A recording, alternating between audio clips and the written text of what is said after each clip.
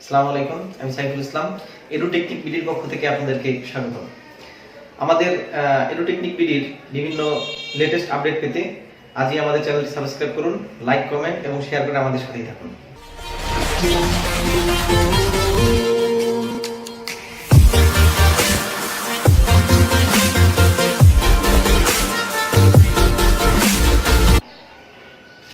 আমাদের আজকের আলোচনা ৯ম-১০ম শ্রেণীর প্রথম অধ্যায়, সেটা হলো খাদ্য ও পুষ্টি।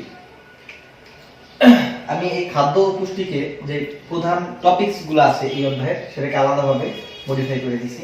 খাদ্যের উপাদান, বডি মাস ইনডেক্স, সুষম খাদ্য, খাদ্য সংরক্ষণ, তামাক ও ড্রাগস এবং স্বাস্থ্য রক্ষায় শরীরচর্চা ও বিশ্রাম। আমাদের এটা হলো আজকের মেইন আলোচনা। এখানে আমরা দেখলে পাই খাদ্যের উপাদান। খাদ্যের উপাদানকে দুই ভাগে ভাগ করা যায়। একটা হচ্ছে মুখ্য উপাদান এবং সহায়ক উপাদান। তাহলে মুখ্য খাবারের ভিতর কি কি জিনিসগুলো আছে এবং সহায়ক খাবারের ভিতর কি কি জিনিসগুলো আছে এবং সেইগুলো কোথা থেকে আসে, কিভাবে আমরা পাই, এই আলোচনা। মুখ্য খাবারের ভিতর আছে শর্করা, আমিষ, স্নেহ।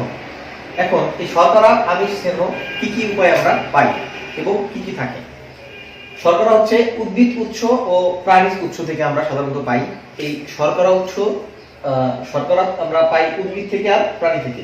এখন উদ্ভিদ থেকে কি কি পাই? Starch, cellulose, glucose, fructose, sucrose. এগুলো আমরা কি উদ্ভিদ উৎস থেকে পাই। শর্করার মুখ্য খাবার, খাদ্যের উপাদান। এরপর আমরা চলে যাই প্রাণীজ উৎস থেকে কি পাই। প্রাণীজ উৎস থেকে পাই ল্যাকটোজ বা দুধ শর্করা, আমরা সাধারণত পেয়ে থাকি। পরবর্তীতে আমিষ একইভাবে আমরা দুইটা উপায় পেয়ে থাকি। একটা হলো উদ্ভিদ উৎস, একটা হলো প্রাণীজ উৎস। এবার উদ্ভিদ উৎস থেকে কি পাই? ডাল, সিমের বিচি, মটরশুঁটি ইত্যাদি। এবং প্রাণীজ উৎস থেকে আমরা কি পাই? মাছ, মাংস, ডিম ইত্যাদি। পরবর্তীতে চলে আসি আমরা স্নেহ। একইভাবে স্নেহ জিনিসটাও যে স্নেহ মুখ্য খাবার, স্নেহ খাবারটাও আমরা দুটি উপায় পেয়ে থাকি। একটা হলো উদ্ভিদ উপায়, আর একটা হলো প্রাণীজ উপায়। এখন উদ্ভিদ থেকে কি কি পাই? সরিষা, তিল, তিসি ইত্যাদি। এবং প্রাণীজ থেকে কি পাই? চর্বি, মাখন, ঘি ইত্যাদি। চলে আসি আমরা সহায়ক খাবার। মুখ্য খাবার তিনটি, কোথা থেকে পাই, কিভাবে আমাদের কাছে আসে। এবং সহায়ক খাবার কয়টি? তিনটি। ভিটামিন, খনিজ পদার্থ, পানি। একইভাবে ভিটামিন প্রকারভেদ আছে। এই ভিটামিনটা আমরা পানি থেকে কিছু ভিটামিন পাই এবং স্নেহ জাতীয় খাবার থেকে কিছু ভিটামিন পাই। এবং এই ভিটামিনের প্রকারভেদ হচ্ছে vitamin A, vitamin D, vitamin K, vitamin E, এগুলো পাই আমরা স্নেহ জাতীয় খাবার থেকে। এবং পানিতে যে ভিটামিনগুলো আছে, ভিটামিন বি কমপ্লেক্স এবং ভিটামিন সি।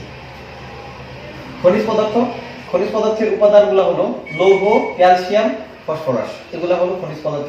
এবং পানি থেকে আমরা যা পাই, দেহে পানির উৎস।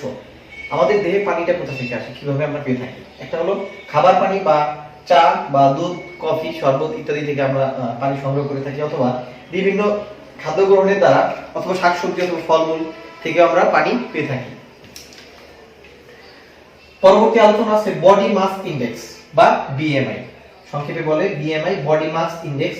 এই বডি মাস ইনডেক্সকে একটা সূত্রে পরিণত করা যায়। সেই সূত্রটা হলো বিএমআই ইকুয়াল টু দেহের ওজন কিলোগ্রামে প্রকাশ করতে হবে এবং দেহের উচ্চতা মিটারে প্রকাশ করতে হবে।